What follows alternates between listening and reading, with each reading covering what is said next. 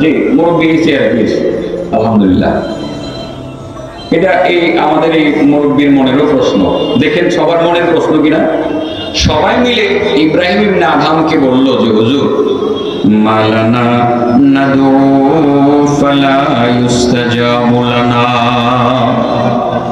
ইয়া আবা ইসহাক, ও আল্লাহর ইব্রাহিম ইবনে আদহাম, ইসহাকের বাবা, আপনার কাছে একটা জানার বিষয় আছে। এমন কি অপরাধ করলাম, অন্যায় করলাম, আল্লাহকে এত এত ডাকি, আল্লাহর কাছে এত কান্নাকাটি করি, মোনাজাত করি, আমাদের দোয়া কেন কবুল হয় না? যদি আপনি বলতেন। এত নামাজ পড়ি, এত কান্না করি, এত বলি, আমাদের দোয়া কেন কবুল হয় না? এই প্রশ্নটা কি শুধুমাত্র ইব্রাহিম ইবনে আদহামের মুরিদদের না আপনাদের অন্তরে আছে? আপনি বলবেন হুজুর গত কয়েকদিন আগে 3 ঘন্টা আগে 20,000 টাকা খরচ করে খাওয়াইছি, একটা দোয়া করছি, কবুল হয়েছে না।